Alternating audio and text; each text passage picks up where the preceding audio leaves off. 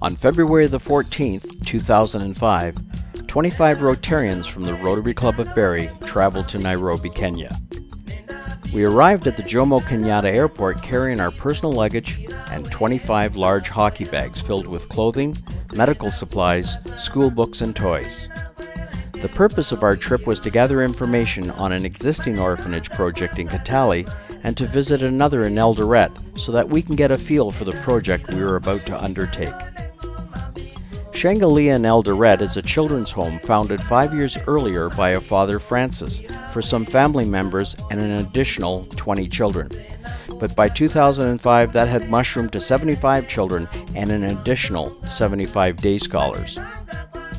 We were greeted by about 150 children who simply wanted to know our names and just be hugged, affection being a rare commodity. We then took a tour of the facility, which consisted of several dormitories constructed mostly of tin. Inside were bunk beds, in which the children slept, 2 per bed.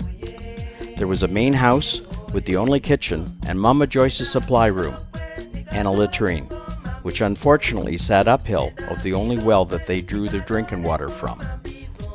Past President David Tisch and wife Karen performed 85 dental examinations and cleanings, and 20 extractions using nothing other than a pair of Canadian Tire pliers. Now the hockey bags. Every Rotarian contributed to the stuff, so we set out to organize ourselves, categorizing clothing for big kids, little kids, shoes, toys, school supplies. We helped each child get started by selecting a backpack, which Earl Graham had brought 85 of, and then proceeded to go on a shopping spree. We're not quite sure who had more fun. It was just like Christmas morning for both them and us.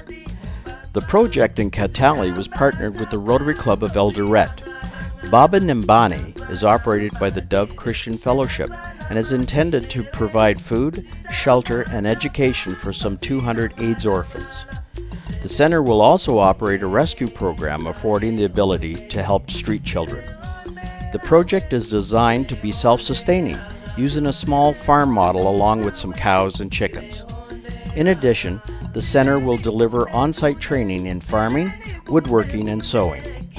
The farm will not only grow food for the children, but will also afford income from the surplus to help the center's financial needs.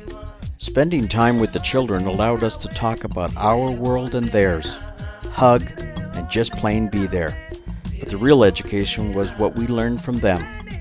Their life can be considered poor, but the way the children treated each other, holding hands, constantly sharing everything, and always looking out for the younger ones, gave them a wealth beyond money.